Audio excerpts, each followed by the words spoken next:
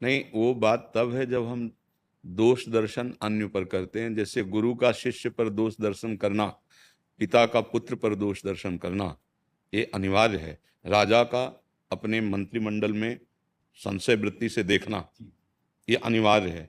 अगर वो विश्वास पूरा करेगा तो मारा जाएगा। राजा वही चतुर है जो अपने मंत्रिमंडल पर प्रश्नवाचक चिन्ह लगा के रखे, हर आचरण हर निर्णय बहुत सावधानी से। गुरु वही है जो अपने शिष्यों पर प्रश्नवाचक चिन्ह रखे। आप अमुक स्थिति पे हैं कि नहीं, आपका क्या लक्षण है, आप कैसे चल रहे हैं। अगर विश्वास में छोड़ दिया तो गिर जाएगा। ऐसे ही आप जिस अधिकार क्षेत्र में हैं, हम उस बात के लिए मना करते हैं कि जैसे आप भजन में लगे हैं, अंदर में भगवत, और आप सबको दोष दृष्टि से देखते हैं, वो बात है। पर अपने कर्तव्य, अब जैसे अध्यापक है, वो विद्यार्थी के दोष दर्शन देखेगा, उसे डांटेगा, उसको दंड भी देगा, समझाएगा, दुलार करेगा, ये उसका कर्तव्य है। जैसे माता पिता गुरु का, तो आप कहीं ना कहीं शास्त्रीय भाषा में आप एक गुरु पद पे हैं। कोई भी शिक्षा हो वो गुरु पद होता है। तो आपको अपने जो शिष्य हैं उनसे सख्यवत पुत्रवत व्यवहार करना है। सख्यवत माने मित्र जैसे, हम प्यार से समझाते हैं कि देखो आपकी ये गलती है, ऐसा है। आप ब्रह्मचर्य भी बता सकते हैं कि यदि आप सेना में हैं, आप व्यर्थ का ब्रह्मचर्य नष्ट करेंगे, क्योंकि गृहस्थ में बहुत विलंब विलंब से जाना या ब्याह ना करना, कई ऐसे हैं जो, तो हमको फिर संयम से रहना है। हमारी वीरता आध्यात्मिक और शारीरिक दोनों से पुष्ट होती है। हम कहीं गंदे आचरणों में न फंस जाएं, हम कहीं गंदे नशों में न फंस जाएं, क्योंकि जब हम ब्रह्मचर्य रहेंगे तो एकाग्रता परिपक्व होगी। एकाग्रता है, संयम है, तो आप माया पर भी विजय प्राप्त कर लेंगे, शत्रु पर भी विजय प्राप्त कर लेंगे। बाहरी शत्रु पर विजय प्राप्त कर लेना और आध्यात्मिक जो अंतर के शत्रु हैं, यही हमारे मनुष्य जीवन का कर्तव्य। क्योंकि आपका जीवन या हमारा भी जीवन सबका बड़ा संशयपूर्ण है। किस मिनट आखिर वो पता नहीं। वो जा रहे हैं शत्रु का विनाश करने के लिए, और शत्रु ऐसी जगह बैठा है, पता नहीं चल पाया, और वो बड़े बड़े अधिकारी, बड़े बड़े जो गुणज्ञ हैं, उनको मार गिराया। अब कब प्राण चले जाएं इसका तो कोई पता नहीं है। तो ये देश सेवा में प्राण गए तो स्वर्ग तक पहुंचे, और अगर नाम जप करते हुए आध्यात्मिक शत्रुओं पर विजय प्राप्त करते हुए, तो फिर हमें भगवान तक पहुंच हो जाएगी। तो हमें चलना है कि बीच में अटकना नहीं है, हमें भगवान तक जाना है। अच्छा, किस समय मृत्यु हो जाए इसका कोई भरोसा नहीं। आप तो सैनिक हैं, किसी की भी, कभी भी, कहीं भी। इसीलिए भगवत स्मृति और संयम, क्योंकि बिना आचरण शुद्धता के स्मृति, भगवत स्मृति नहीं रहेगी। तो जैसे नौकरी में है, हम उसे एक अर्थ प्राप्ति का उपाय केवल मानते हैं, और विलासिता लक्ष्य है, भोग आदि, बड़ा गड़बड़ है। हमें नौकरी जरूर मिली, हम देश में रह रहे हैं, तो हमारे परिवार और हमारा भरण पोषण सरकार करेगी, पर हमारा जो कर्तव्य है उस पर हमारी दृष्टि रहे, पैसे पे नहीं, सुख सुविधा भोग सुविधा पे नहीं। तो वो वीर यहां शरीर छोड़ने के बाद सीधे जो बड़े बड़े पुण्यात्माओं को मिलता है वो स्वर्ग लोग जाता है। लेकिन यदि कहीं वो भगवान नाम जप करता है, वो आंतरिक शत्रुओं पर विजय की अभिलाषा रखता है, तो यहाँ बीच में नहीं टिकेगा। ये परम पवित्र कार्य होगा। देश के प्रति प्राण न्यौछावर करना छोटी मोटी बात नहीं है। अगर वो बिल्कुल संसारी तो भी स्वर्ग जाएगा वो, क्योंकि बहुत बड़ा पुण्य है।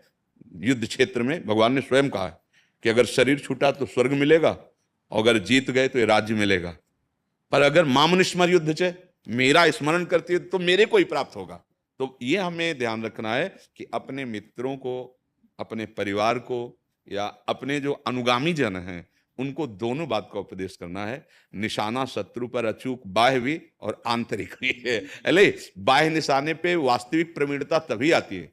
जो एक वीर योद्धा अपने पास आए थे कि उनको कई गोलियां मारी गई, वो क्या नाम परमवीर चक्र योगेंद्र है? सिंह यादव, योगेंद्र सिंह। हाँ, तो अब आप देखो, अगर वो धैर्यवान ना हो तो एक कहीं कट लग जाए तो हम उस पर चिंतन देते हैं।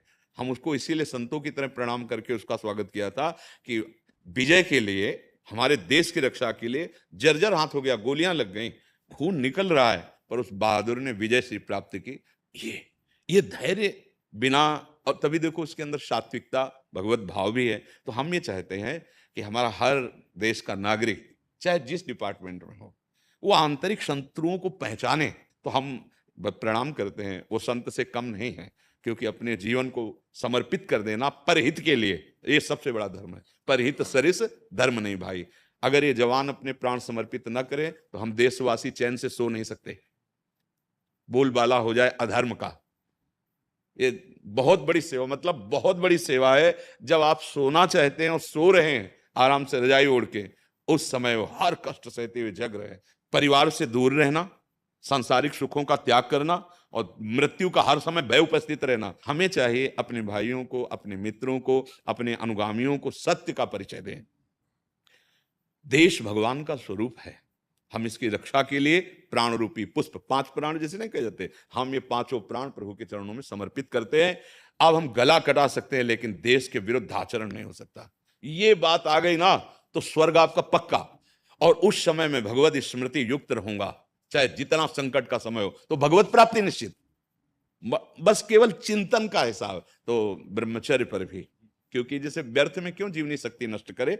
खान पान का संयम, स्वास्थ्य अच्छा, विचार अच्छे, भगवत चिंतन परायण, वो त्रिभुवन पर विजय प्राप्त कर लेगा। धर्म से चले, यहां भी पूरे भारतवासी का हृदय उसके प्रति हो जाता है। जब ये सुनने को मिलता है ना कि अमुक अधिकारी ऐसा लड़ते हुए प्राण, तो पूरे जैसे अपना पुत्र, अपना मित्र, अपना भाई हो, हम देखते हैं ना, ऐसे समस्त भारतवासियों का हृदय उनको आशीर्वाद देता है।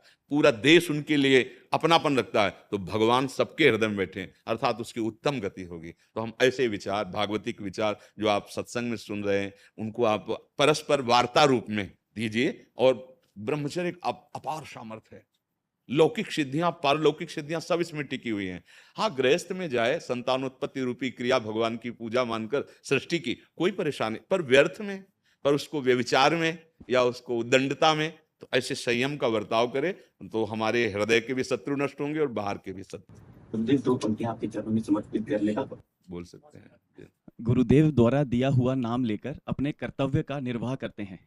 गुरुदेव द्वारा दिया हुआ नाम लेकर अपने कर्तव्य का निर्वाह करते हैं। धन्य है आप जैसे महापुरुष जो हर युग में अवतारित होकर मानवता का मार्गदर्शन और कल्याण करते हैं।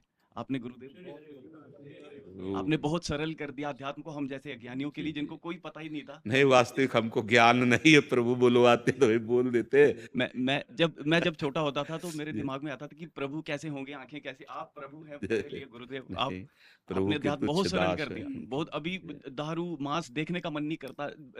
पराई स्त्री, मेरे मदर, अगर मेरे बड़े हैं मदर हैं, बराबर हैं तो बहन, छोटे हैं तो सिस्टर, सिर्फ एक उनका जो मेरे वाइफ है, और किसी की तरफ। यही धर्म है और इसी का प्रभाव है कि आप वृंदावन में संत समागम में बैठे हैं। हाँ, सुत दारा धन लक्ष्मी पापियों के घर होए, संत समागम हरि कथा तुलसी दुर्लभ दोए। ये जो आप ऐसे संभाषण कर रहे हैं ना, ये भगवान की विशेष कृपा का फल है। और जो हमें गति मिलेगी, अगर आप ठीक से चलोगे ना, तो आप उसी की संतान हो जिसकी हम है, वही गति तुम्हें मिलेगी। आपके चरणों का सानिध्य चाहिए बस। हाँ, हम लोग ये सोचते हैं ना जैसे कि हम तो गृहस्थ हैं, वो संत हैं, ऐसा नहीं है। पिता के पुत्र बराबर होते हैं। अब एक कुमार्गामी तो थप्पड़ पड़ता है और एक अनुकूल चलता है तो गोद में बैठा लिया जाता है। अंतर इतना है, वस्तुतः पिता का प्यार दोनों के लिए समान है। ऐसे हम आप सब भगवान के हैं। जैसे आप आचरण बताए ना, ऐसे आचरणों पर निष्ठापूर्वक रहना, तो परिणाम जो वही मिलेगा, एक जो योगी को मिलता है वही आपको परिणाम मिलेगा। भगवान बड़े कृपाल